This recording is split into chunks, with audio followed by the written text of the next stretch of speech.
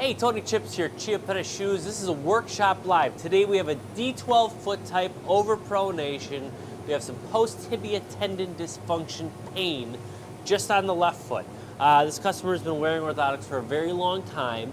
We have a modification, which we'll talk about in a sec, that we tried. It worked for a little bit, but it was kind of a false positive. And worked for about 2 to 3 weeks, and then it started causing some pain. So, for today, we have this customer. She's going on vacation, going to take a nice trip to Colorado. Really excited, but she wants to be able to walk some more. So we're going to work on this orthotic. D12 foot type, nice neutral forefoot. Rear foot has a lot of pronation and inward rotation. With this customer, we have post-tibia tendon dysfunction. So the pain was fine for about 3 weeks with this new modification. And then it started becoming irritated and painful from the bottom acute insertion point of the posterior tendon up to the kind of the top area, as well as around the back end of the ankle. So usually, when you're dealing with that type of pain, you know that you have too much pronation, specifically in the rear foot. For this customer, we had a custom orthotic with a nice medial wedge, both on the side as well as from the bottom, 3 millimeters, multi-cork, nice even wrap. 6 weeks ago, we put this little lateral bar. My pops wanted to try that because he felt like she was over-supinating a little bit too much. We've talked a lot about lateral wedges. We don't like them. Sometimes we try them. And it was a false positive because it felt okay for a couple weeks, and then it started creating some same pain. It wasn't really solving the problem. So today, what we're going to do is we're going to take this off. We're going to work just on the scaphoid. Not going to work on the side of the orthotic itself, but just on the scaphoid. Bump that up with 65 durometer JMS cork. And we're going to put a little cuboid bar. She's not over-supinating, but just to help steer her in that right direction, we're going to work both on the scaphoid and the cuboid lateral aspect of the foot. So we're going to take these to the grinding machine real quick.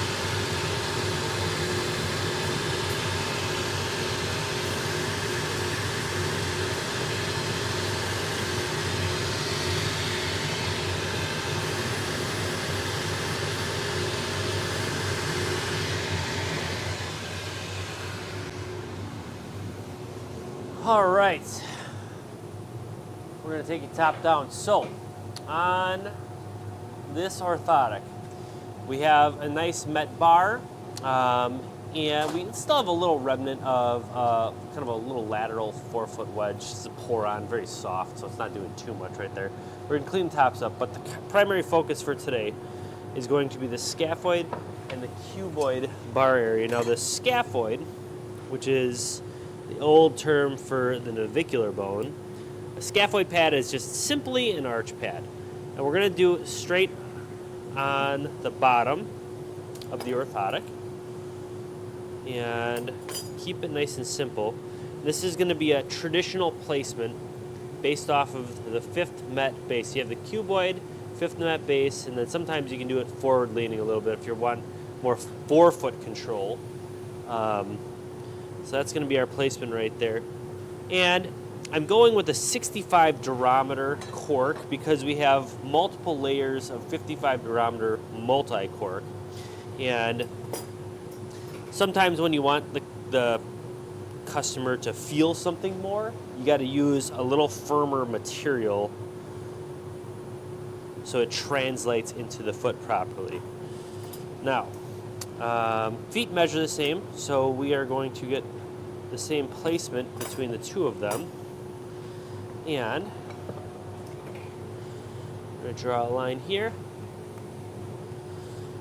Make sure we get the right placements. Voila. Okay. That.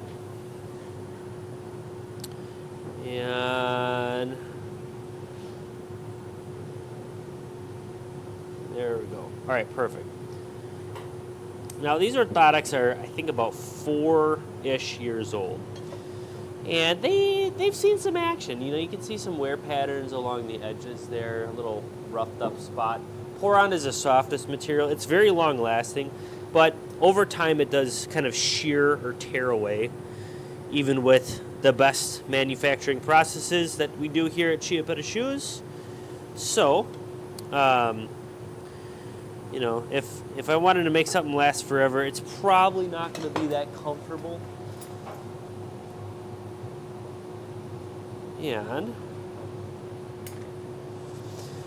why am I doing a cuboid bar, you might be asking yourself.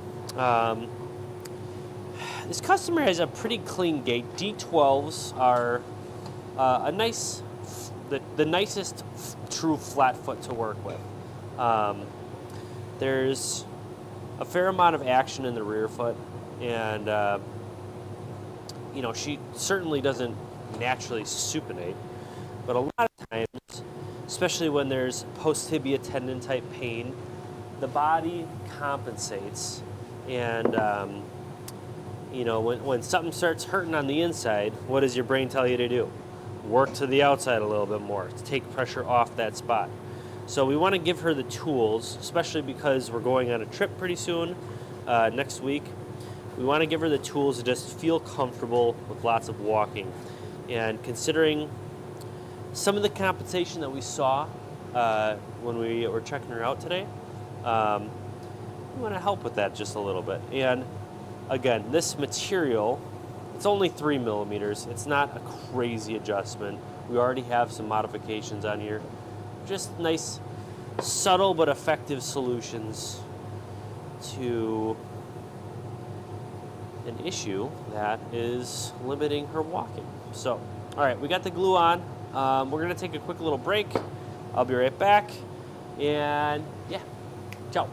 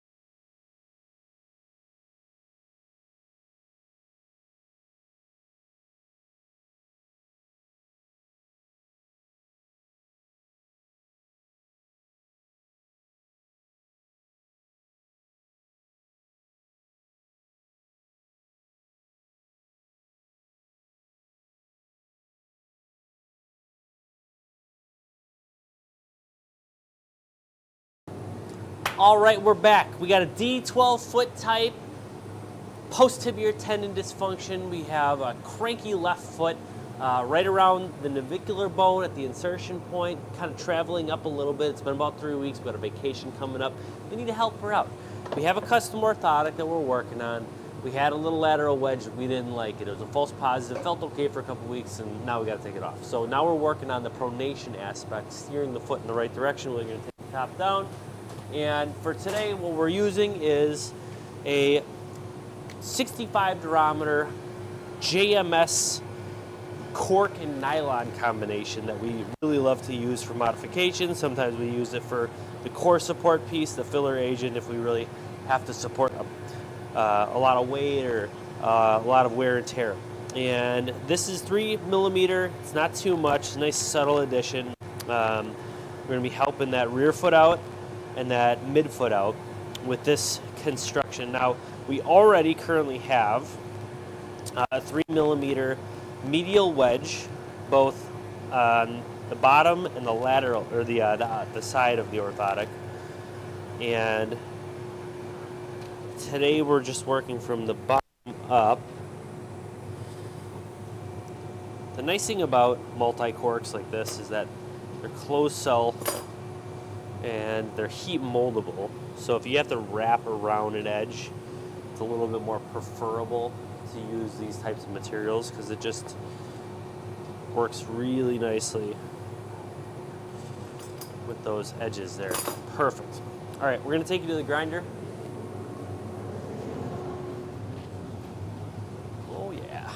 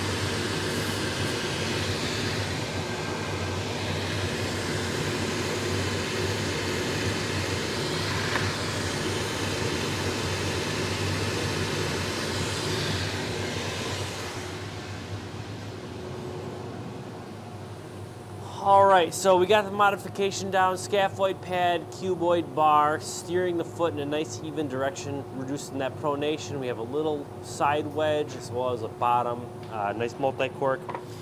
That's gonna be a wrap for today. We've got D12 foot type, post-tibial tendon dysfunction. Gotta hold it up, stabilize that midfoot and that rear foot. That's what we got. If your feet hurt, check us out at chiappettashoes.com/appointments. And don't forget, ain't no better than Chiappetta. Ciao.